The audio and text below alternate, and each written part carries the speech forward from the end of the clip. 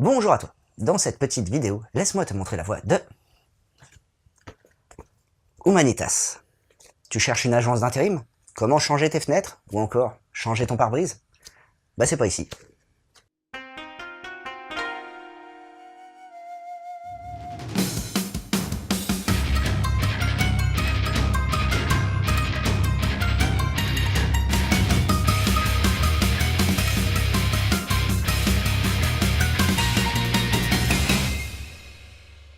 Alors, je te préviens, ça va pas être simple de te résumer ce manga, vu qu'on part sur 3 récits totalement différents.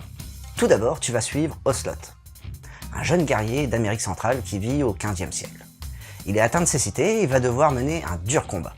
Il y aura aussi Yuri, un champion d'échecs soviétique à l'époque de la guerre froide, dont la vie a été un combat pour lui et sa nation. Et enfin, Ena, une chasseuse de baleines inuites vivant dans le Grand Nord, qui va faire la rencontre d'un Européen échoué sur la banquise. Tu pourras remarquer qu'il y a plusieurs questions autour de ces récits qui vont ressortir. Pourquoi les gens vivent et pourquoi vivent-ils? Tu vois la nuance? Et comme tu peux t'en apercevoir, leurs récits ont un axe commun, car ils ne cesseront de se battre contre l'adversité.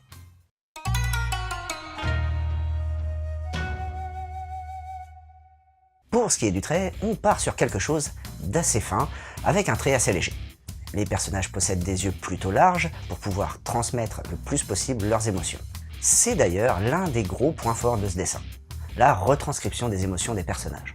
On a une très grande expressivité des regards, ce qui nous permet une meilleure immersion dans leur état d'esprit. En ce qui concerne les arrière-plans, ils sont présents tout au long de la narration sans pour autant être détaillés. On peut alors situer où se déroule la scène sans pour autant surcharger le dessin. Ça donne donc une plus grande lisibilité.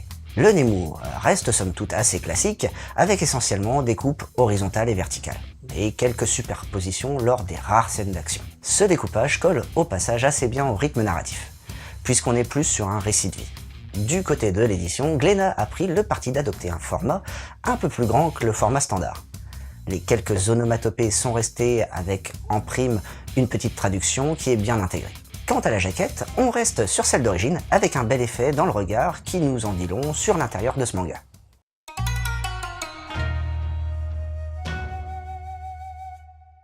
Le mangaka qui est à l'origine de ce titre, c'est Yamamoto Aki, un jeune auteur qui a été découvert par l'éditeur Shogakukan. Il signe avec Humanitas son premier ouvrage. Et vu qu'il n'en a pas encore publié d'autres, je vais pas pouvoir te faire de comparatif avec ses autres œuvres. Donc qu'est-ce que j'ai pensé de tout ça? Eh ben on est sur une bonne découverte. Alors je te préviens, on n'est pas sur un truc qui pète dans tous les sens, hein, loin de là. La narration est plutôt posée, et le récit a plus tendance à être assez linéaire, avec une introduction, un développement et une petite conclusion. Tu vois, niveau construction scénaristique, on est sur du classique. D'un côté, t'as 3 récits, donc c'est tout à fait normal. En parlant de ces 3 histoires, on pourrait croire qu'elles n'ont rien en commun. Que ce soit les époques qui sont différentes, ou encore les lieux qui se situent sur plusieurs continents. Mais dans le déroulé, t'as quand même un point commun. C'est le combat que chacun va mener, que ce soit pour sa survie pour l'un, pour revoir sa famille ou encore pour exister. On a l'idée principale de lutte qui est bien présente. On va pouvoir voir comment l'espèce humaine, peu importe son origine ou son époque, va mettre en place des procédés pour s'adapter et survivre.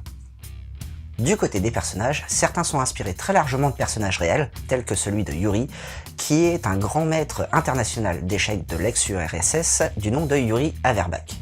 Ou encore pour Ocelot, qui est en fait un chat sauvage d'Amérique centrale. En gros, Humanitas te permettra de découvrir des destins de personnes vivant à des périodes différentes, mais qui dans le fond se ressemblent beaucoup. En plus, t'es sur un one-shot, donc tu prends pas trop de risques. Pour poursuivre, dans la même lignée, t'as le couvent des damnés de Takeyoshi Minoru. Au XVIe siècle, durant l'Inquisition, Elia se retrouve contrainte à intégrer un couvent pour être rééduquée, car elle est une fille de sorcière. Ce couvent arrivera-t-il à éteindre les flammes de la vengeance qui brûlent en elle?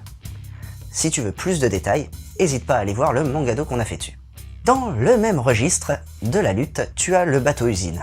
Tu y découvriras un combat social durant les années 20, où le Japon sort tout juste de sa révolution industrielle. Et allez, un petit dernier pour la route. Poison de Zaogolo. Lily, une jeune fille d'une dizaine d'années, vit en milieu rural chinois et a été abandonnée par sa mère. Elle est rejetée par toutes ses camarades de classe, sauf une qui la prend pour son souffre-douleur. Mais Lily va prendre une importante décision qui changera sa vie.